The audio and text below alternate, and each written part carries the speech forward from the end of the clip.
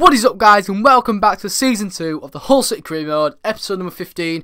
It is back, Season 2 is here. Last season, we did very well. We're into the Champions League now, we finished third, did very well in the Cups as well, won the FA Cup, the FA Cup. We just did, excellent. So, hopefully kind of carrying on to that into the next season. And obviously the first thing to do is when you start career mode is to do the pre-season tournament. We accepted the France one in the end. To be fair, it was probably the easiest out of all the ones, and they offered the second most amount of money, so why not? So yeah, we're off to France for our pre-season, and then it comes to the objectives.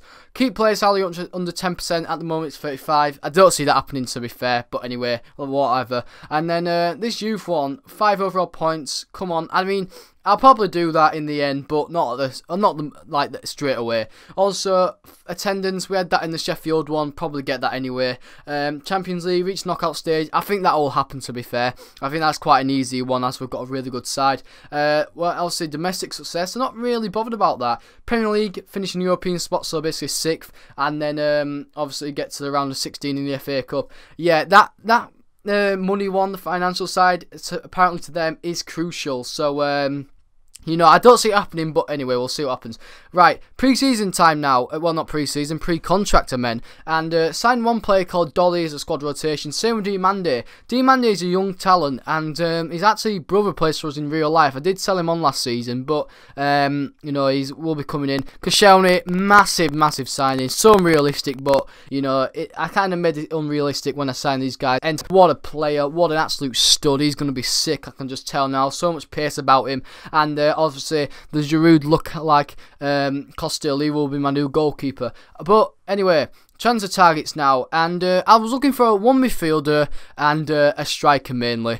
Obviously, my fullbacks, well, my main defence actually I'm quite happy with. I just wanted a new centre mid because I need to find a partner to go along with Jake Livermore, because last season Jake Livermore was a beast, and also I want to find 2 new strikers. I thought I didn't actually have a very good striker. I had Henriksen up front and he's a cam, so and he needed more than my striker. So yeah, I'll be looking for more strikers this year. And also look at that transfer list. Look how many players are on it. I just want to get all the dead wood away. The thing is, the only old players that I thought contributed and played well last season was probably Curtis Davies, and that was probably about it. A lot of the players are young talent, won't really grow in time as the career mode will end. I'm selling quite a lot of my goalkeepers only because, I brought in Costello. David Marshall played very well last year, but, with Costello coming in, there's no point of him being there. I might as well offload him.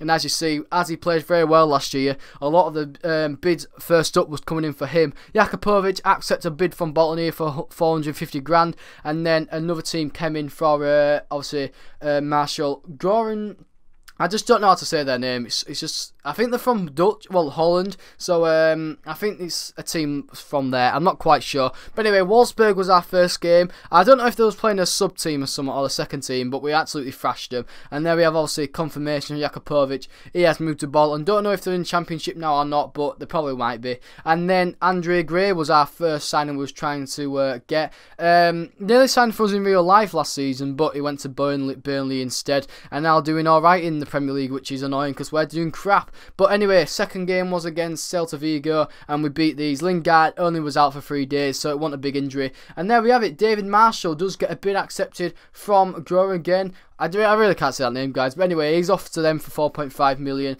Again, I might as well sell him. I might as well get a bit of money for him because, again, he's not going to start, guys. It's just simple. And there we have it. Our last group game. Las Palmas, they're a Spanish team. I know that. But, yeah, we beat them 3-1, so we're on to the semis. And there was obviously confirmation of David Marshall moving. So, was into the final of pre-season, sell a few players, trying to bring some in. I was feeling good. We beat, obviously, Stade Rennes, the French team, obviously, in the semi-final. Beat those 3-1, and then we was on to the final at Parc des Princes. I think that's how you say it. I really don't know, but yeah, it's PSG Stadium, and we was against Villarreal of Spain. So, the thing is, Villarreal, I think they used to have a really good team on FIFA. I don't really know a lot of it now, because I used to follow quite a bit of Spanish football, actually. Obviously, I prefer Real Madrid to Barcelona. Probably get a bit of hate for that, but anyway. But, yeah, I used to follow a bit of Spanish football, but recently I've just kind of not really followed much of it. So I don't really know who they've got. I know they've got a few alright players like that Castello's on the wing.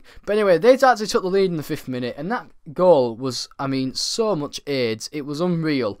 for some reason, Costil, on his kind of, technically his debut for me, he went and punched Munaiza in the head.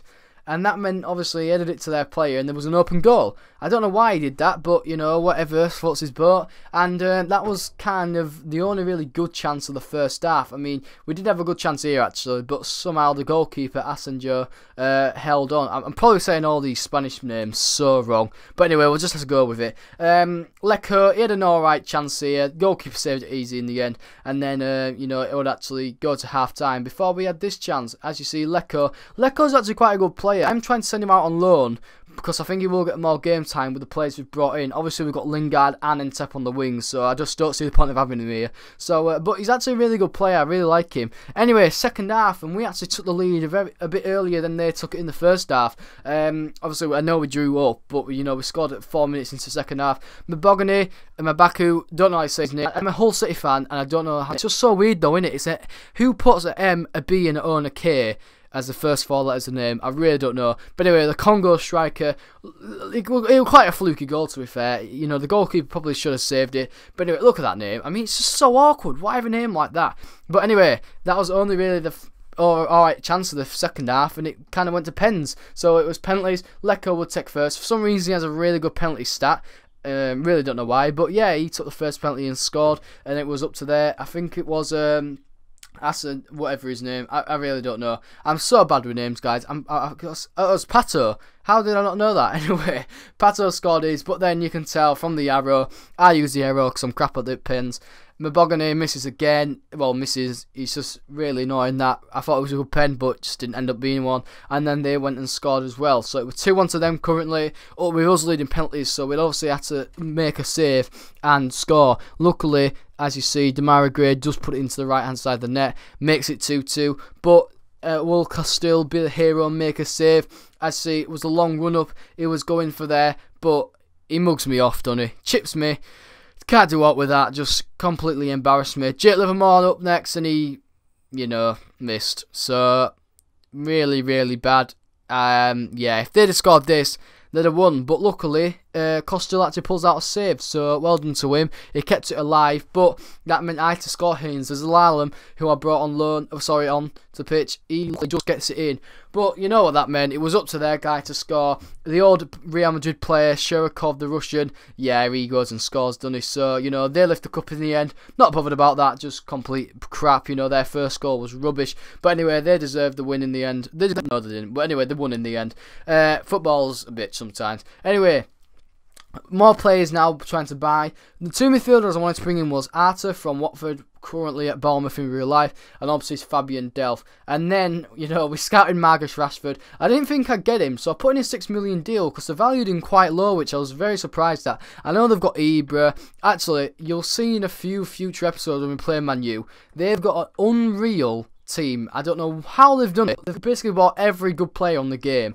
Anyway, Lawyer goes on loan to Barnsley, and then we also bring in Andre Gray. You're probably thinking, why Snodgrass? He's been your best player in real life. He's not very good in the game, guys. I like pace. He's got none, so you know he's gone. And Andre Gray comes in. Also, Naki Wells, who I brought in last season, who I thought would be a good player, just wasn't. So he's off for 2.5 million. A youth talent who I brought in as well. He's off on loan to Portsmouth. Only 17 years old, so why not? And there it is. How is that being accepted? 8 million for Marcus Rashford.